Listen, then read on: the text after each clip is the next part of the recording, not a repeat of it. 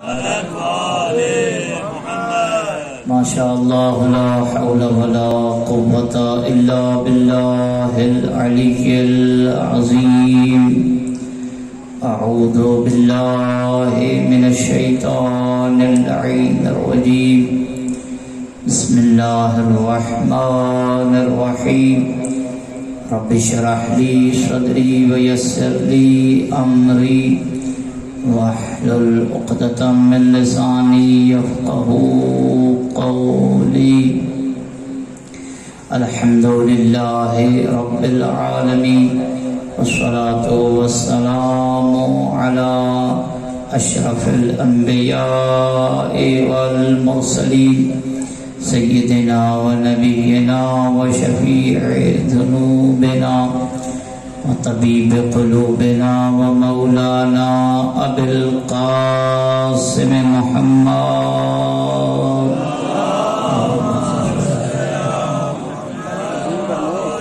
وعلى أهل بيته الطيبين الطاهرين المعصومين المنتخبين المنتجبين الغر الميامين الذين قال الله في شأنهم إنما يريد الله ليذهب عنكم الرجس أهل البيت ويطهركم تطهيرا.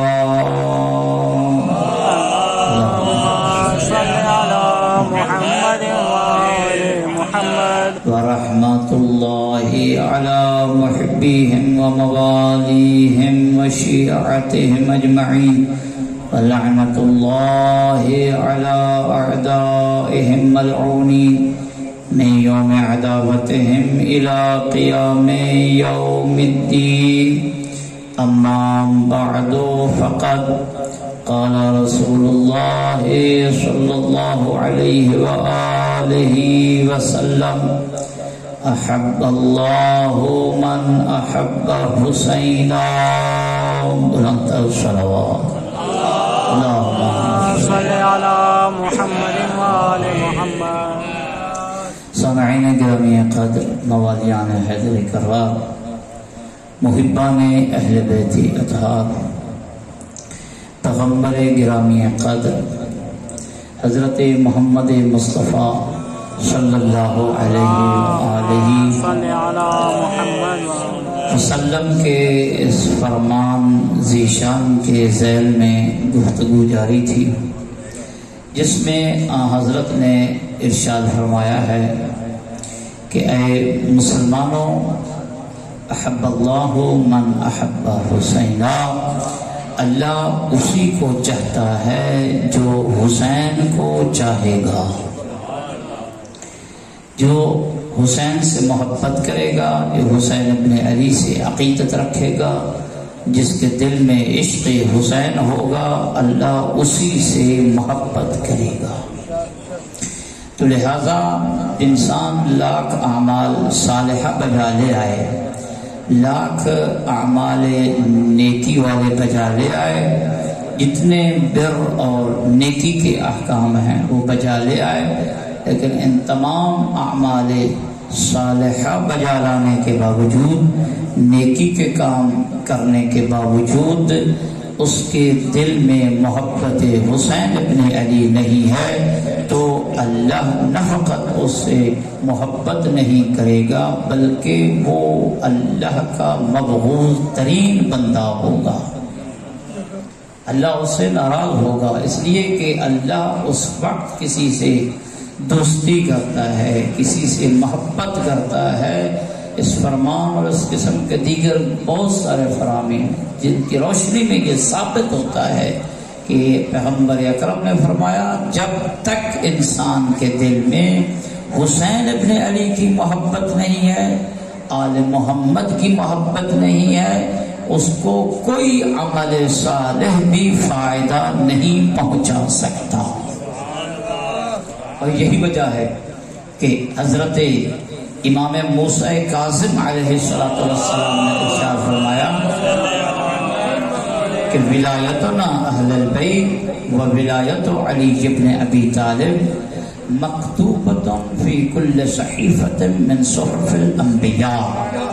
فرمایا ہم آل محمد کی ولایت کا جو الہی پیغام ہے یہ فقط ایک کتاب یا ایک اللہ کی آسمانی کتاب میں نہیں آیا، بلکہ اللہ کے تمام انبیاء پہ نازل ہونے والے صحیفوں میں یہ چیز لکھی ہوئی ہے. اور اسی طرح حضرت نے یہ بھی ارشاد فرمایا، ساتویں امام کا فرمان ہے، یہ محبت حسین ابن علی کے ضمن بیان کروں کہ محور محبت کردگار، مرکز محبت کردگار، اس کا مرکز محبت حسین ابن علی ہے. ساتویں امام نے ارشاد فرمایا انسان اگر ساری زندگی سجدے کرتا رہے، ساری زندگی سجدہ کرے، فرمایا یہ سجدے اسے فائدہ اسی طرح نہیں دیں گے. توجہ رہے، یہ ساری زندگی کے سجدے اس کو اسی طرح فائدہ نہیں دیں گے جس طرح ساتویں امام نے فرمایا جس طرح ابلیس کو کئی ہزار کے سجدے فائدہ نہیں پہنچا سکے.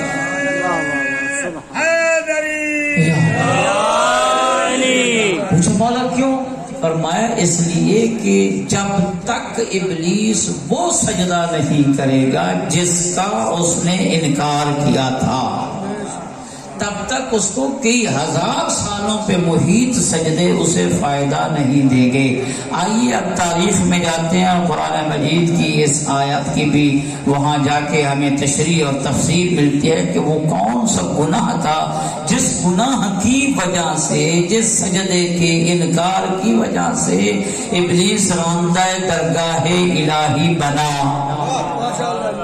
وہ کون سا گناہ تھا؟ قرآن کے سارے مفسرین مترجمین نے یہ لکھا ہے کہ جب آدم صفی اللہ کو ابلیس نے سجدہ نہیں کیا تب اس کے سارے سجدے رہگاں ہو گئے اور قیامت تک کے لیے یہ مردود اور لعنت کا مستحق بنا.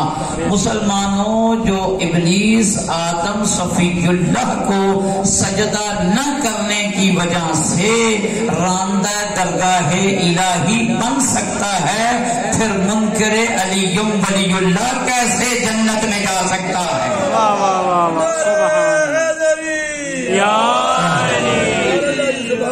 جو صفی اللہ آدم کی صفوت اور اس کی نبوت کا وسیلہ ہے علی، جس کے صدقے میں آدم صفی اللہ بنا. ایسے نہیں کہا گیا زیارت وارثہ میں السلام علیک یا وارث آدم صفوت اللہ. آدم جسے اللہ نے صفوہ منتخب کیا تھا، نبی بنایا تھا، حسین اس انتخاب کا وارث ہے. سبحان اللہ. تو جو ایک سجدہ ابلیس کے ایک سجدہ کے بارے میں ملتا ہے، جب وہ کرتا تھا کئی سو سال تک اس کا سجدہ ایک چلتا رہتا تھا. کئی سو سال تک ایک سجدے پہ اس کا سجدہ محیط، ایک سجدہ کئی سو سال پہ محیط ہوتا تھا. مولانا مفتی جو قاریان ہیں، جو قرآن مجید پڑھتے ہیں، جو شبینے پڑھتے ہیں، مسجدوں میں جاتے ہیں، تراویحاں پڑھتے ہیں، سجدے کرتے ہیں، دست بستہ عرض ہے کہ جس ابلیس کے کئی سو سال پہ محیط ایک سجدہ ہو لیکن پھر بھی صفی اللہ کے ولایت اور محبت اس کے دل میں نہ تھی، اللہ نے سارے سجدے منہ پہ مار دیے، پھر علی ولی اللہ کی ولایت کے بغیر یہ سجدے کیسے قبول ہوں گے؟ یہ چیز اٹل ہے، طے ہے کہ عبادات کی قبولیت کا دار و مدار ولایت اہل بیت اطہار، تمام اعمال کی قبولیت کا دار و مدار حضرت امام جعفر صادق علیہ السلام نے ارشاد فرمایا، صلی علی محمد معصوم ارشاد فرماتے تمام اعمال کی قبولیت کا دار و مدار نماز، حج کی قبولیت کا دار و مدار نماز، روزہ کی قبولیت کا دار و مدار نماز، زکوٰۃ و خمس و عشر، جو بھی نیکی ہے ان تمام کی قبولیت کا دار و مدار نماز. ان قبلت قبل ما سواها ردما سوا، اگر نماز قبول تو سارے اعمال قبول، اور اگر نماز رد تو سارے اعمال رد۔ تمام اعمال کی قبولیت کا مرکز اور محور نماز۔ پھر معصوم نے ارشاد فرمایا یاد رکھو جب سارے اعمال کی قبولیت کا ایک معیار ہے اور وہ ہے نماز، پھر نماز کی قبولیت کا بھی کوئی معیار ہونا چاہیے یا نہیں؟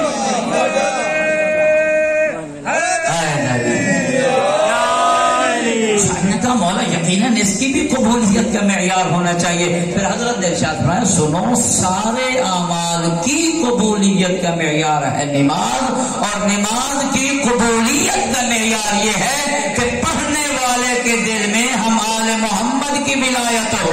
واہ واہ واہ سبحان اللہ۔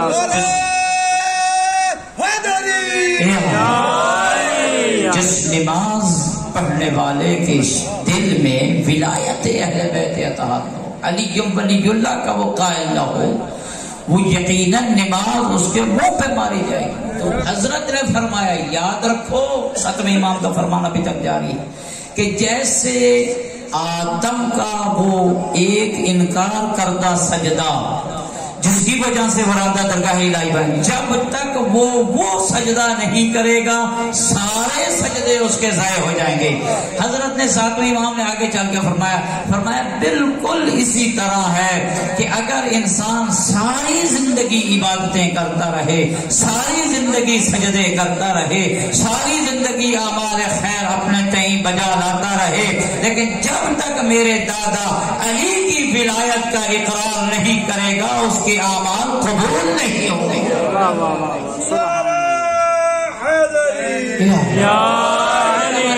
مدین نے اس کو بڑی ایک واضح مثال سے سمجھایا، توجہ رکھیے گا، واضح مثال سے سمجھایا۔ فرمایا ایک نمازی 2 رکعت نماز یا 4 رکعت نماز پڑھتا ہے، فجر کی پڑھے یا مغرب یا ظہر یا عصر یا جو بھی 3 رکعت کی پڑھے، جو بھی 4 رکعت کی نماز پڑھتا ہے، بڑے خشوع اور خضوع کے ساتھ۔ میرے سامنے پڑھے لکھے احباب تشریف فرمائے، بزرگان مولوی صاحبان طلباء تشریف فرمائے، جانتے ہیں مسائل کو، میں بچوں کے لیے یاد کر رہا ہوں۔ اگر ایک شخص ساتویں امام کے اس فرمان کو تشریح کیے ہمارے بزرگوار اساتذہ نے، فرمایا اگر ایک شخص مسجد میں 4 رکعت نماز پڑھے، فرض کریں، اور 4 رکعت نماز تکبیرۃ الاحرام سے لے کے وہ بڑے خشوع اور خضوع کے ساتھ نماز پڑھتا رہے، توجہ رہے، رکوع بڑے خضوع سے ہو، قیام بڑے خشوع سے ہو، قعود بہت زیادہ خشوع اور خضوع سے ہو، سارے سجدے اس نے بہت اچھے انداز سے کیے ہوں،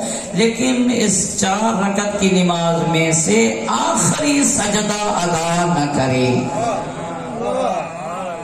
فرمایا کسی مفتی سے پوچھ لیجئے اس کی نماز باطل ہے صرف ایک سجدہ نہ کرنے کی وجہ سے۔ بڑے سجدے اس نے قیام قعود رکوع سارے خضوع کے ساتھ بجا لائے، لیکن چونکہ ایک سجدہ بجا نہیں لے آیا تو یہ ساری کی ساری نماز اس کی کیا ہوگی؟ منہ پہ ماری جائے گی، باطل ہو جائے گی۔ توجہ، عالم دین نے فرمان کی تشریح کر کے فرمایا یاد رکھو جیسے اس ایک سجدہ نہ کرنے کی وجہ سے اس کی پوری نماز باطل ہے، ولایت علی اسلام میں، دین میں، شریعت میں اسی ایک سجدہ کی طرح ہے، جس کے دل میں یہ نہیں ہوگی اس کا دین بھی قبول نہیں ہوگا۔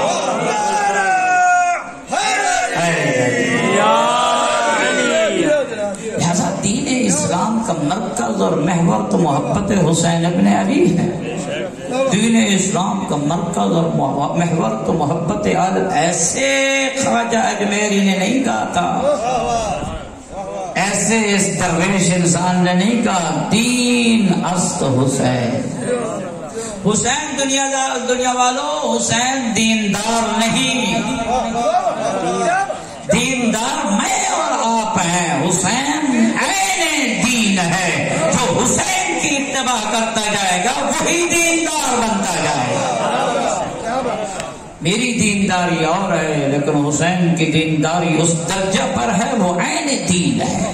میرے عزیزوں میں کہا کرتا ہوں 2 رتبے ہیں، 2 رتبے، 2 منزلتیں ہیں. کتنی منزلیں ہیں؟ 2. ایک جو سارے مسلمان اپنے آپ کو کہتے ہیں کہ کیا ہے 2 رتبے 2 منزلیں. ایک ہے ایمان اور ایک ہے دین. توجہ، ایک ہے ایمان اور ایک ہے دین. سارے مسلمان یہی کہتے ہیں میں بڑا با ایمان، میں کوئی بے ایمان ہوں، میں ایمان والا، تو بے ایمان ہے. میں بڑا با ایمان، میں ایمان والا. سارے کہتے ہیں اے ایمان والو. قرآن مجید کی جتنی بھی آیت یا ایھا الذین آمنو، اے ایمان والو، اے ایمان والو، سارے اپنی طرف پلٹاتے ہیں، کہتے ہیں اس سے مراد ہمارا فرقہ ہے. دوسرا کہتے ہیں اس سے مراد ہمارا مکتب ہے. ایک ہے ایمان، تو ہم سب کہتے ہیں ہم بڑے ایماندار ہیں، ہم صاحبان ایمان. اور ایک ہے دین، اور ہم سب کہتے ہیں کہ ہم دیندار ہیں، ہم دین والے ہیں. آئیے سب سے پہلے با ایمان، ایمان والا اور دیندار، دین والا بننے سے پہلے پوچھیں تو صحیح خود ایمان کیا ہے، خود دین کیا ہے. عزیزو، ایمان والا بننا اور ہے، دین والا بننا اور ہے. خود ایمان کیا ہے؟ جنگ خندق کی طرف جب حسین کے بابا علی کو رسول بھیج رہے تھے، جو تمغہ عطا فرمایا تھا، فرمایا تھا ایھا الناس انظروا قد برز الایمان کلہ الی الکفر کلہ. یاد رکھنا، آج ابو طالب کا بیٹا بن کے نہیں جا رہا، آج محمد کا بھائی بن کے نہیں جا رہا، آج قریش کا ایک فرد بن کے نہیں جا رہا، اور نہ آج ایک عام مومن بن کے جا رہا ہے، بلکہ آج برز الایمان کلہ الی الکفر کلہ.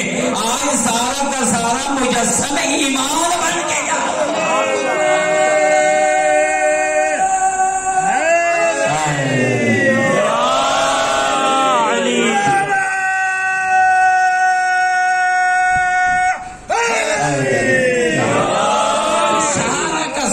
ایمان ٹھہرے علی ابن ابی طالب. امیر المؤمنین بھی ہیں علی، یہ بھی ایک بڑا لقب ہے، امیر المؤمنین. میں سمجھتا ہوں اس سے بھی بڑا لقب یہ ہے کہ علی عین ایمان ہے. علی ایمان کی مجسم تصویر ہے. اب پتہ چلا جو اس کے اندر آتا جائے گا وہی مومن بنتا جائے گا. تو ایمان ہے علی، اور دوسرا عنوان، دوسری منزلت ہے دین. اور وہ اجمیری نے بتا دیا کہ دین ہے حسین. بس مسلمان تیرے سامنے 2 ہی راستے ہیں، ایک ہے ایمان اور اس کے ساتھ ہے دین. یہ دونوں کب مکمل ہوتے ہیں؟ جب علی سے محبت ہوگی تو صاحب ایمان بنے گا، حسین سے محبت ہوگی تو دیندار بنے گا. اگر علی سے بغض ہوگا بے ایمان، حسین سے نفرت تو بے دین.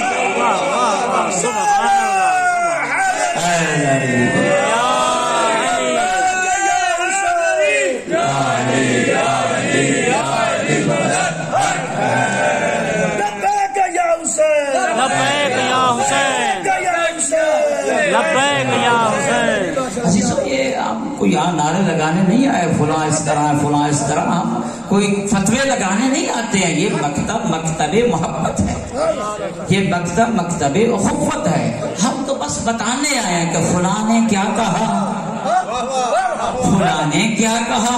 اب خود گھر میں بیٹھ کے سمجھ لیجئے کہ میں کہاں کھڑا ہوں. محمد نے جسے ایمان کہا ہے وہ خلفاء میں سے بس علی ہے. وہ مسلمانوں سب سے جو بزرگ ہستی ہیں وہ علی ابن، وہ ایمان ہے. اب جو اس سے ولایت رکھے گا، اس سے عقیدت رکھے گا، اس سے محبت کرے گا، اس کی فرما برداری کرے گا، اس کی اطاعت کرے گا، اس کی سیرت کو پڑھے گا، وہی با ایمان اور صاحب کردار بنے گا. لہذا یہ 2 ہی راستے ہیں، دیندار اور صاحب ایمان، اور دونوں راستے در زہرا سے ملتے ہیں. توجہ، دونوں راستے دونوں دروازے در زہرا سے کھلتے ہیں. ایمان کھلتا ہے تو اس کے نام سے جو زہرا کا ہمسر ہے.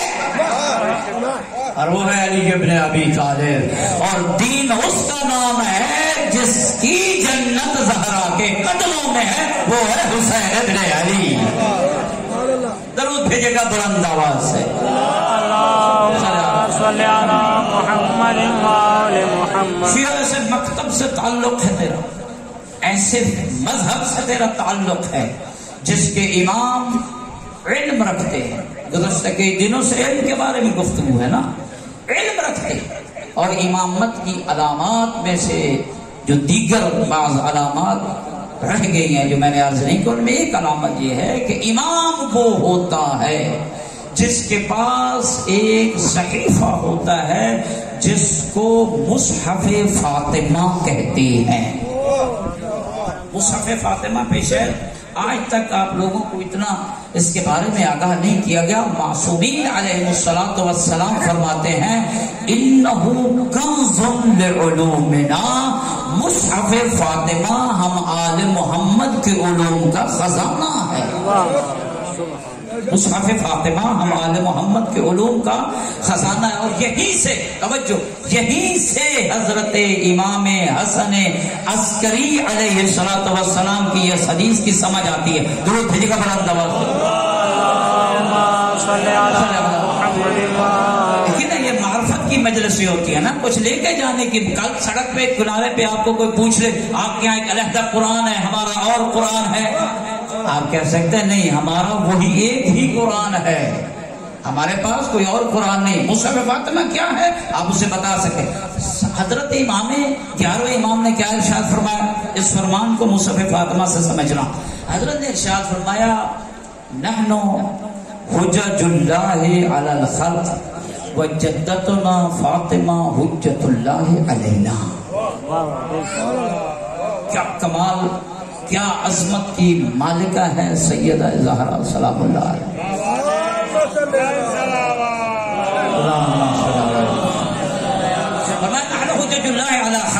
ہم اللہ کی طرف سے اس کی مخلوق پر حجت خدا ہیں، اور ہماری دادی زہرا سلام اللہ علیہا اللہ کی طرف سے ہم پر حجت ہیں۔ جو ساری کائنات پہ حجت ہوں وہ ہیں امام معصوم، جن امام معصوم پہ حجت ہو وہ ہے زہرا بتول۔ تو یہ جو ائمہ حجت ہے ہم پر، کیا مطلب؟ اللہ کی طرف سے جو احکام، جو علوم ہمیں ملنے ہیں ان کے واسطہ سے ملے۔ حجت کے ایک معنی یہ واسطہ ہے اللہ اور ہمارے درمیان۔ بھائی کوئی واسطے کا منکر ہے؟ واسطے کے تو سارے قائل، جو بھی عقل مند ہے، میری عقل مندوں سے بات ہو رہی ہے نا۔ گاڑیوں پہ بیٹھ کے جاتے ہیں تو یہ واسطہ جائز ہے، لیکن مصلی پہ آل محمد کا واسطہ مانگنا بدعت ہے۔ ایک ہمارے مولانا جا رہے تھے مناظرہ کرنے کے لیے، اچھا نہیں ہے ان کا نام لیا جائے، تو ان کے ساتھ ایک اور مولانا بھی دوسرے جا رہے تھے مناظرہ، اس راستے میں بات ہو گئی کہ واسطہ ہے ہی نہیں ہے، وسیلہ ہے ہی نہیں ہے، تو انہوں نے ڈرائیور کو روکے ڈرائیور کو روک کے کہا مولانا، ڈرائیور کو کہا اس مولانا کو اترنا ہے۔ میں نے کہا مجھے کیوں اترنا ہے؟ کہا مشرک بن کے جا رہے ہو، مومن بن کے جاؤ، گاڑی کو وسیلہ بنا کے جا رہے ہو، اپنے آپ جاؤ، اڑو جو بھی کرو، گاڑی پہ بیٹھ کے جانا یہ وسیلہ ہے اور یہ شرک ہے۔ تو عزیزوں فرمایا کہ ہم آل محمد لوگوں تک علوم پہنچانے میں وسیلہ، یہ ہے حجت، ہم لوگوں پر حجت۔ ائمہ حجت ہے نا، ہم پر نہیں ہے، ان کا فرمان، ان کا قول، ان کی سب کچھ سیرت فعل ہم پر حجت ہے، ایسے ہے کہ نہیں ہے؟ فرمایا دادی زہرا ہماری ہم پر حجت ہے۔ علماء نے اس کی شرح یہ کی ہے کہ کچھ علوم، توجہ، کچھ علوم ایسے ہیں جو اماموں کو اللہ کی طرف سے منتقل ہوئے لیکن وسیلہ زہرا کا بنا ہے۔ عظمت زہرا کتنی ہے، کتنا مقام ہے جناب سید زہرا سلام اللہ علیہ کا، کہ وہ وسیلہ بن رہے ہیں ان آل محمد کے علوم کا۔ اور اس لیے معصومین نے ارشاد فرمایا کہ مصحف فاطمہ انہ کنز لعلومنا، یہ ہم آل محمد کے علوم کا خزانہ۔ تو امام کی صفات میں سے ایک صفت یہ ہے کہ اس کے پاس مصحف فاطمہ ہوتا ہے. اور مصحف فاطمہ کیا ہے؟ اس میں اسرار الہی ہیں، اس میں اللہ کے راز اور رموز ہیں جو ہر امام اپنے بعد والے امام کو بطور وداع امامت، یعنی امامت کی جو خصوصیات ہیں، جو تبرکات ہیں، اس کے بطور آنے والے امام کے سپرد کر کے جاتے تھے. جیسے کہ حضرت امام محمد باقر علیہ السلام نے ارشاد فرمایا،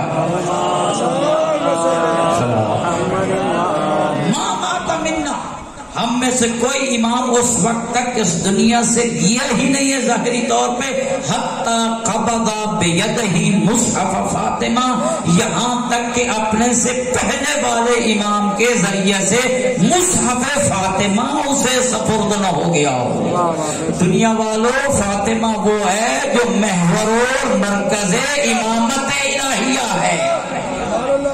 جب تک یہ مصحف فاطمہ امام کے سپرد نہیں ہوتا اس وقت تک پہلا امام جاگتا نہیں ہے. پوچھا گیا ایک امام سے کہ حضرت امام جعفر صادق علیہ السلام سے پوچھا گیا،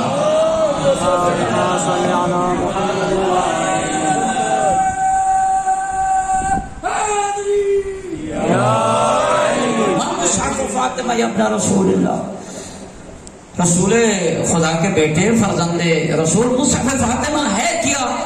فرمایا مصحف فاطمہ میں اللہ رب العزت نے وہ علوم بیان فرمائے ہیں جو ڈائریکٹ جبرائیل لے کر آتا تھا، اور سیدہ زہرا سلام اللہ علیہا پہ وہ علوم آتے تھے، اور بی بی تملے هذه العلوم لعلی ابن ابی طالب، اور بی بی علی کو کہتے تھے کہ انہیں لکھو، علی انہیں لکھتے تھے، زہرا لکھواتی تھی. یہ وہ علوم. پھر اس نے پوچھا صف لی ھذا المصحف. توجہ ہے، میں نے کل بھی عرض کیا، کوشش کرتا ہوں عربی اس لیے پڑھوں کیونکہ آل محمد کے فرمان، ان کے کلام کو پڑھنا اسی طرح ثواب ہے جیسے قرآن کا پڑھنا. صف لی ھذا المصحف یا ابن رسول اللہ، فرزند رسول.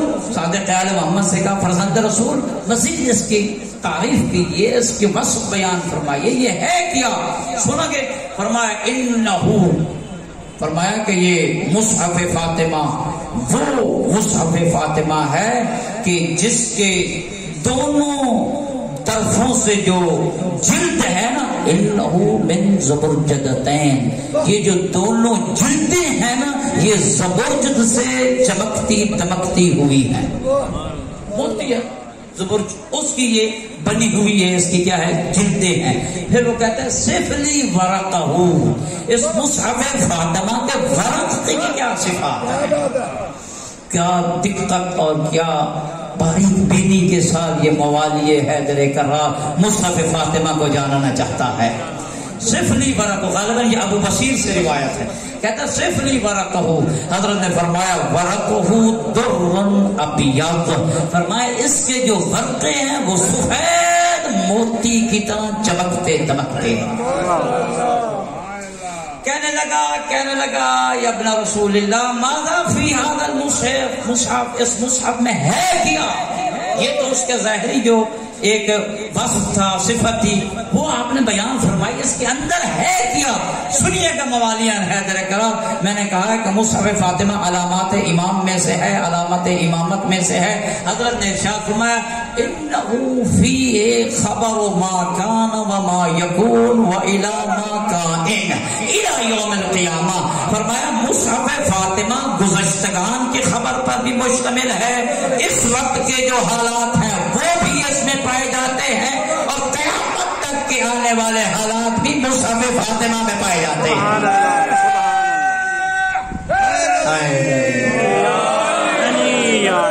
اور بیان فرمائیے اپنا رسول اللہ، اور اس میں کیا فرمایا انہو فی خبر سماء و سماء و ارض و ارض. فرمایا اس مصحف فاطمہ ایک ایک آسمان کی خبریں پائی جاتی ہیں، کون مخلوق کے ساتھ آسمان پہ رہ رہی ہے، کون فرشتہ کے ساتھ آسمان پہ رہ رہا ہے، کون کس حالت میں رہ رہا ہے، کون کب خلق ہوا، کون معراج کی روایت اس وقت میری آنکھوں سے گزر رہی ہے کہ جب رسول اللہ معراج کر کے آئے، زمین پہ آئے اور ساتوں آسمانوں کے فرشتوں کے سلام علی کو دیے کہ میں ساتوں آسمان پہ گیا، سارے آسمان نے تجھ پہ سلام بھیجا۔ توجہ سے سنیے گا کہ سلطان پور کے موالیان حیدر کرار مصحف فاطمہ میں ایک ایک آسمان کے واقعات ہیں، آسمان کے نام نہیں ہیں، آسمان پہ بسنے والوں کے واقعات ہیں۔ تو اس کی روشنی میں عرض کروں، جیسے رسول اللہ نے سلام دیے، فرشتے سلام بھیج رہے تھے، رسول اللہ نے ایسے کہا کہ فرشتے علی تجھ پہ سلام بھیج رہے تھے۔ روایت میں یہ ملتا ہے علی ولی نے ایک ایک کا نام لے کے پوچھا، درتائیل کا کیا حال ہے، اسرائیل کا کیا حال ہے، اسرافیل کا کیا حال ہے، جبرائیل کا کیا حال ہے، ایک ایک کا نام لے کے پوچھا۔ محمد رسول اللہ نے کہا علی تو ایسے نام لے کے پوچھ رہا ہے جیسے روزانہ تیری خدمت میں آتے ہو۔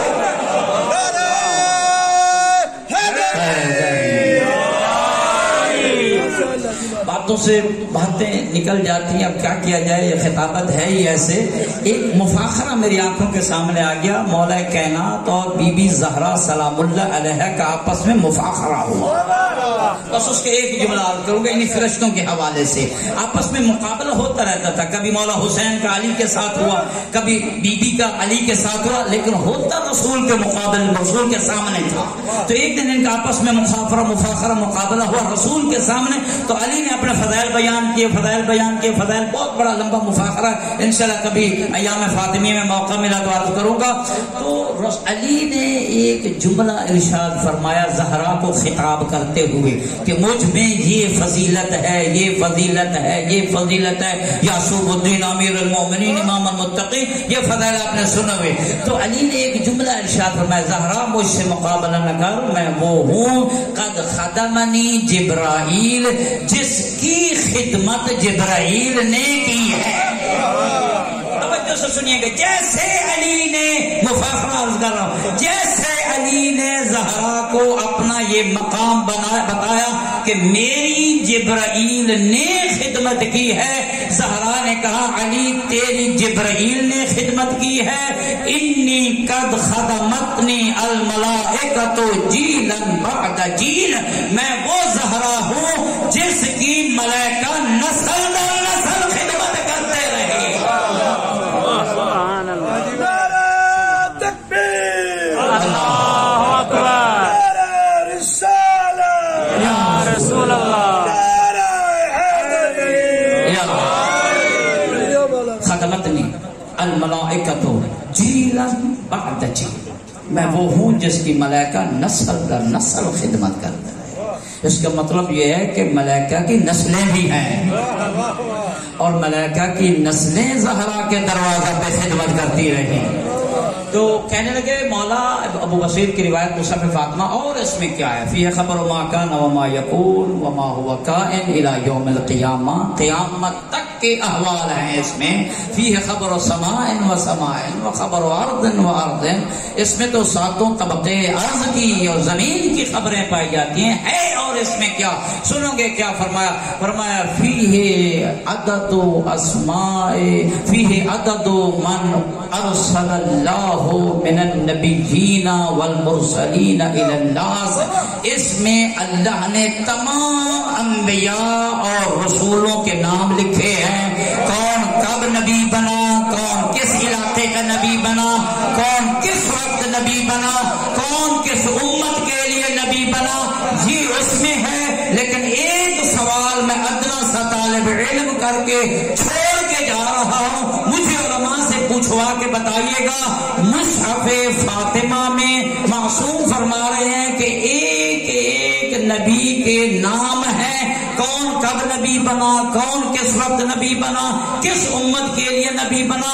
سوال یہ ہے کیا آل محمد کو نبیوں کے فقط نام بتانے تھے یا کوئی اور سلسلہ بھی انبیاء کا اماموں کے ساتھ تھا؟ بس اتنا ہی چھوڑ کے جا رہا ہوں کہ وہ جو کار نبوت ہوتے تھے، وہ جو کار رسالت ہوتے تھے، وہ کار نبوت چلتے تب تھے جب آل محمد کا وسیلہ بناتے تھے۔ فیہ عدد کل من ارسل الی الناس من النبیین والمرسلین. فرمایا اس میں تمام انبیاء کے نام بھی ہیں، تمام رسولوں کے نام بھی ہیں، اور اس میں ان کے بھی نام ہیں من ارسل الیہم، جن کی طرف رسولوں کو بھیجا گیا ہے ان ساری امتوں کے اسماء بھی ہیں. اور مولا اس میں کیا ہے سنو گے؟ حضرت نے ارشاد فرمایا اس میں تکبیر،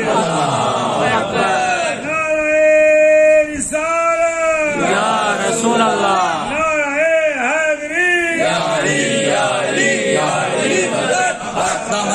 گنجائش نہیں ہے. بس آخری جملہ اللہم صلی علی محمد. حضرت نے جب اس نے پوچھا حضرت سے کہ مولا اور اس میں کیا ہے سنو گے؟ حضرت نے ارشاد فرمایا فیہ اسماء من یوالیہم وفیہ اسماء من یعادیہم. اس میں ہر اس کے بھی نام ہیں جو ہم آل محمد کے ماننے والے ہیں، اور ان کے بھی نام ہیں جو ہم سے دشمنی رکھنے والے. سبحان اللہ. مصحف فاطمہ میں سلامت بلند سلام. اللہم صلی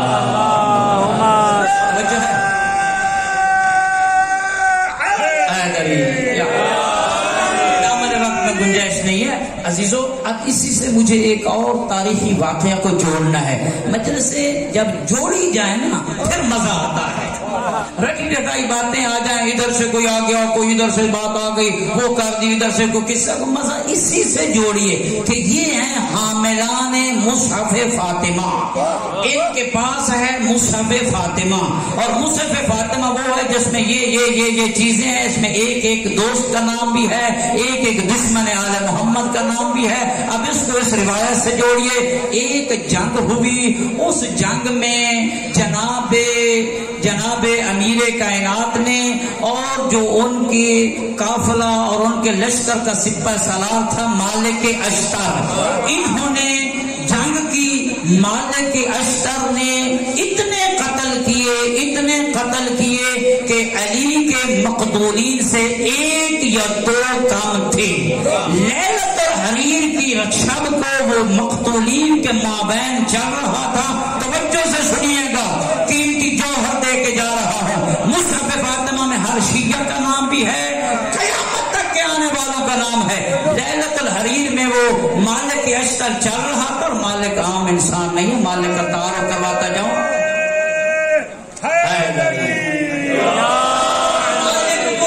مالک کے بارے میں امیر کائنات نے فرمایا انہو لہو منزلۃ منی کمنزلتی عند الرسول. مالک کی مقام اور منزلت میرے نزدیک ایسے ہے جیسے میرا مقام رسول کے ہاں تھا. وہ مالک لیلۃ الحریر میں چل رہا ہے، مقتولین کے مابین چل رہا ہے، اور گنتے گنتے اس کے دماغ میں یہ خیال آیا، سوچ آئی، کہا نہیں سوچ آئی، اور اس نے کہا ایک یا دو کی کمی سے میں علی سے پیچھے ہوں. اگر میں ایک یا دو اور قتل کر لیتا میرا مقام علی جتنا مجاہدیت میں ہو جاتا، جہاد میں میرا بھی اتنا مقام ہو جاتا، برابر ہو جاتا. کہا نہیں، سوچ رہا تھا، جیسے سوچ رہا تھا اسے علم ہوا جسے اللہ نے سوچوں کا علم عطا کیا ہے. علی ولی کا اس کے شانے پہ ہاتھ آیا. رات کی تاریکی میں اس نے مڑ کر دیکھا، کس کا ہاتھ ہے؟ کہا اسی کا ہاتھ ہے جس کی برابری کا سوچ رہا تھا. ہاتھ باندھ کے گئے. بس مصحف فاطمہ میں ہر شیعہ کا نام، ہر دشمن کا نام، ہر عدو کا نام، ہر ایک کا نام موجود ہے. روایتیں بڑی ہیں جو اس کی تائید کرتی ہیں. بس یہ آخری بات ہے. ہاتھ باندھ کے کہتا ہے مولا میں تو آپ کا نوکر ہوں، آپ کا خادم ہوں. بس ایسے ہی سوچ رہا تھا کہ یہ اگر ایک دو اور ہو جاتے ہم برابر ہو جاتے. حضرت نے ارشاد فرمایا اگر دو اور بھی ہو جاتے تب بھی تو میرے برابر نہ ہوتا. اس لیے محمد کیوں فرمایا؟ اس لیے میں علی کی ذوالفقار جب چلتی ہے ساتوں پشتوں تک معائنہ کر کے چلتی ہے، کہیں اس کی نسل میں ہمارے محمد کا ماننے والا تو نہیں آ رہا.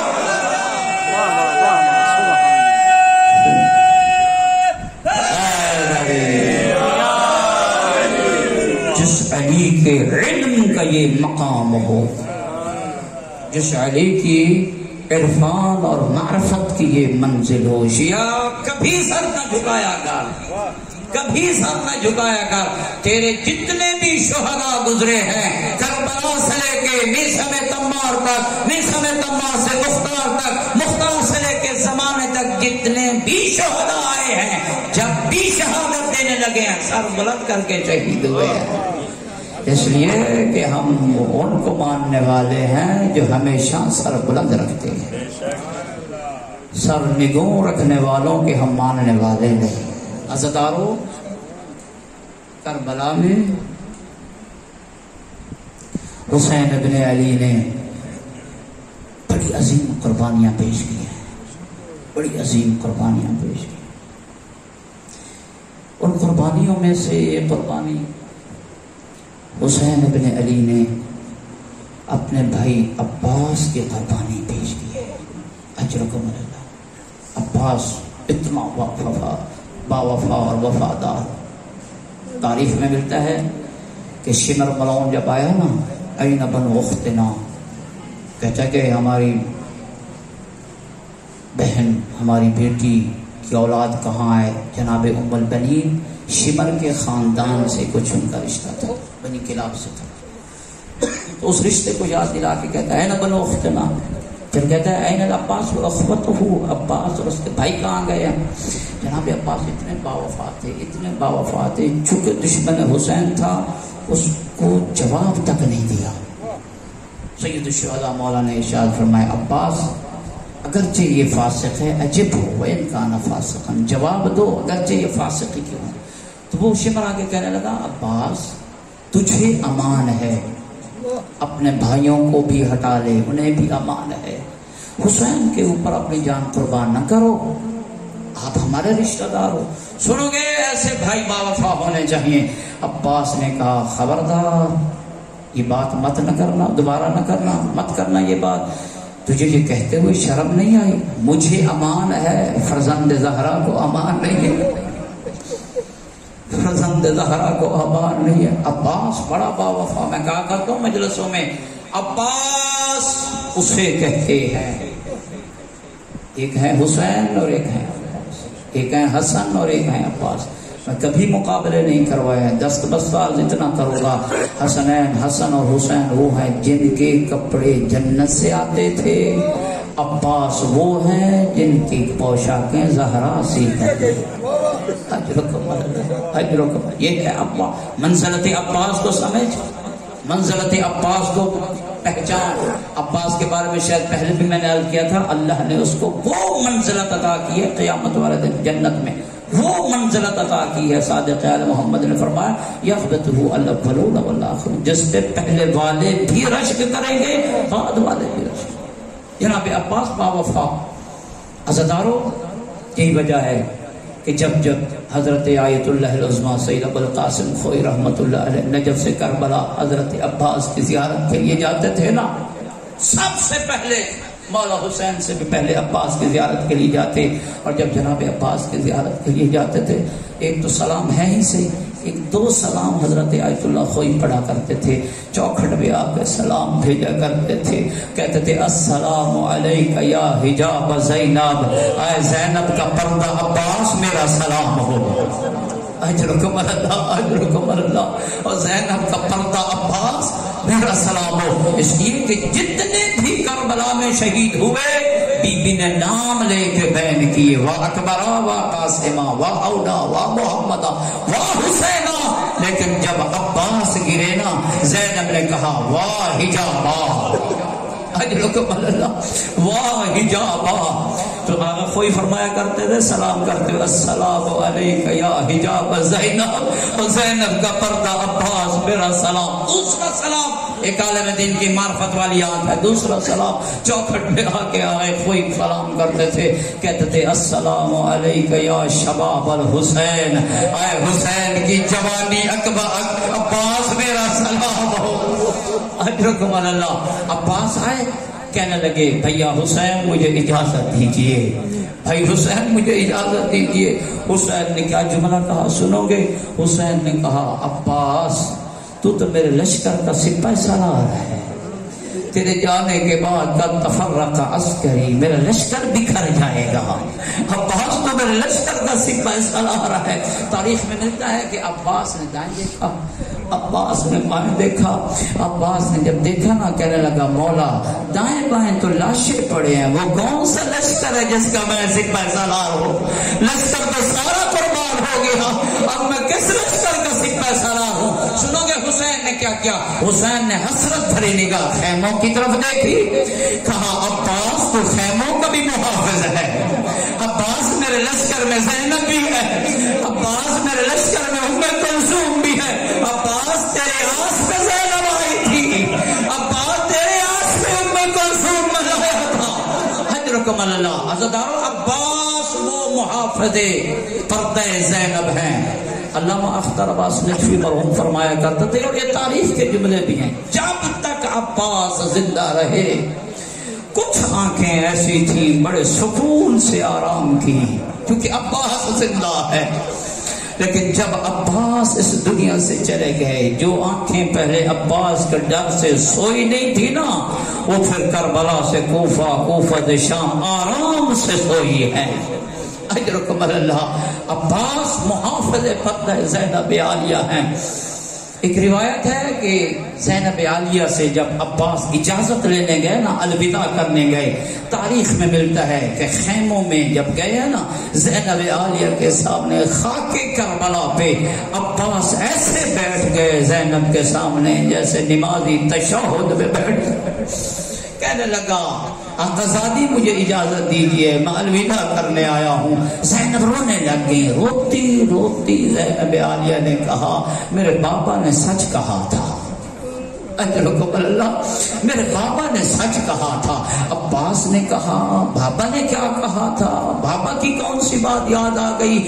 کہنے لگی میں بچی تھی، میرے سر سے چادر اتر گئی تھی ہوا کی وجہ سے، میرے بابا رو بھی رہے تھے اور چادر بھی ٹھیک کر رہے تھے، رو بھی رہے تھے چادر بھی ٹھیک کر رہے تھے۔ میں نے اس وقت کہا بابا آپ بابا ہیں، میں بیٹی ہوں، سر سے چادر اتر گئی، روتے کیوں ہو؟ کیا مسئلہ ہے؟ باپ سے کیا پردہ ہوتا ہے؟ علی نے کہا نہیں، مجھے اب کی بار نہیں رلا رہی، مجھے وہ زمانہ یاد آ رہا ہے جب زینب تیرے سر سے چادر نیزے کی انیوں سے اتاری جائے گی۔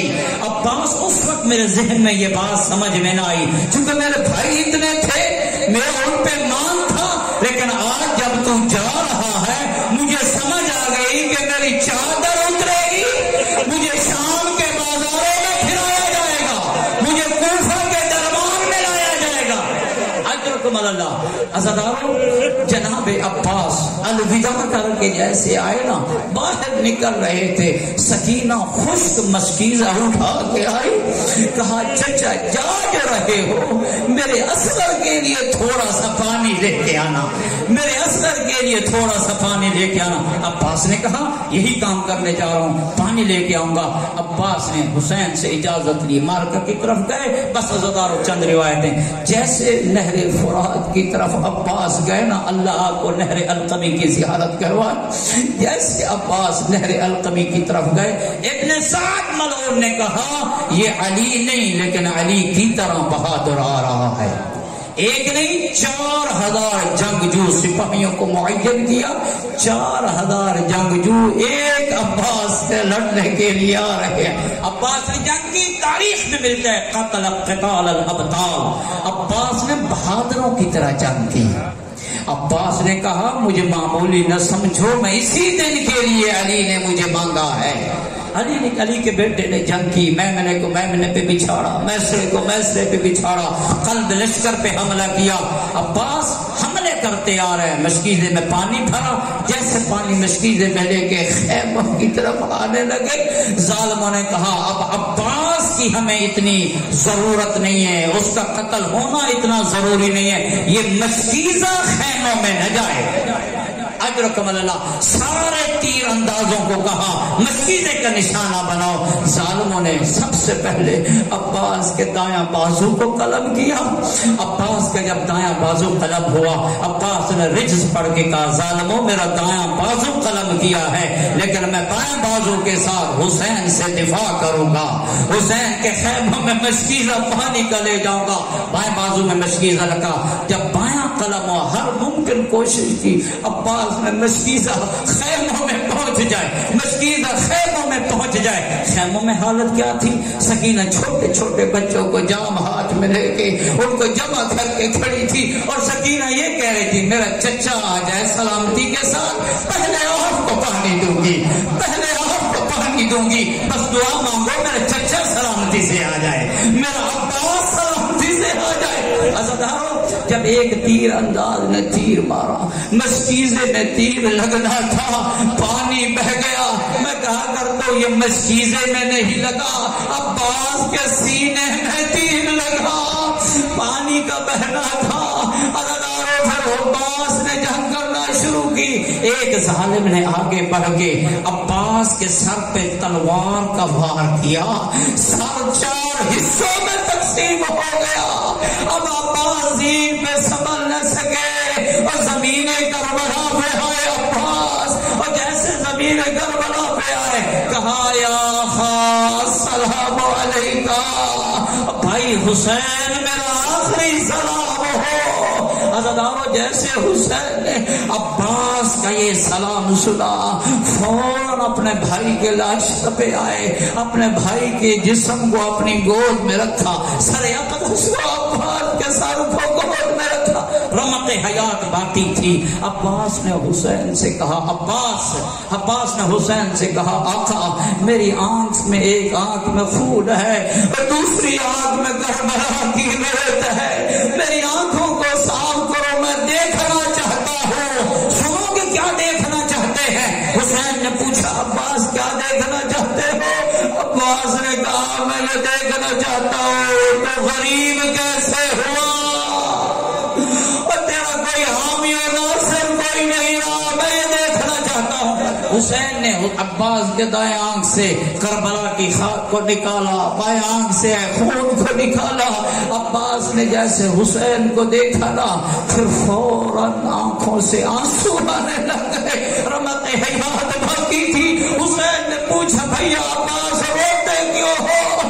کہتا ہے کہ میں اس لیے روتا ہوں میری آنکھوں کے سامنے جناب زہرا میری آقا موجود ہے، میں ان کو دیکھ رہا ہوں، وہ رو رہی ہے اور یہی کہہ رہی ہے میرا بیٹا حسین تو ہر ایک کے لاشے پہ آیا، اور کسی کے لاشے پہ گھوڑے پہ چڑھ کے آیا، اور کسی کے لاشے پہ دوڑ کے آیا، اور کسی کے لاشے پہ گرتے اٹھتے آیا، ہر ایک کے لاشے کو تو نے گود میں لیا۔ اور میرا غریب حسین تھوڑی دیر کے بعد تیرا لاشا کربلا کی ریت میں گرے گا، کوئی گود نہ ہوگی اور جس میں تیرا سر اقدس رکھا جائے گا۔ عزیزانو بس آخری روایت، حسین نے عباس کے لاشا کو خیمے میں نہیں لے آئے، عباس کے لاشا کو وہی دریائے فرات کے کنارے پر رکھ دیا۔ آج تک آپ جاتے ہو گنج شہداء کا روزہ الگ، تنہا عباس کا روزہ الگ ہے، عباس الگ دفن ہوئے۔ وجہ کیا ہے؟ عباس کو گنج شہداء میں نہ لائے، عباس کو جہاں باقی لاشیں پڑے تھے نہ لائے۔ کیا پڑھنے والے تو یہ پڑھتے ہیں اس لیے نہیں لائے کہ عباس کو شرم آتی تھی کہ میں سکینہ سے وعدہ کر کے آیا تھا پانی کا، اور میں کیسے سکینہ کے بعد میں لاشا جائے گا۔ لیکن علماء کہتے نہیں عزیزانو عباس کا لاشا اتنا زخمی تھا، اگر حسین سر سے اٹھاتے دھڑ زمین میں گر جاتا، اور اگر دھڑ سے اٹھاتے سر زمین میں گر جاتا۔ حسین نے کہا عباس تیرا لاشا خیموں میں لانے کے قابل نہیں ہے، اگر خیموں میں لے لیا بیویاں مر جائے گی۔ الا لعنت اللہ علی القوم الظالمین۔ وسيعلم الذين ظلموا أي منقلب ينقلبون.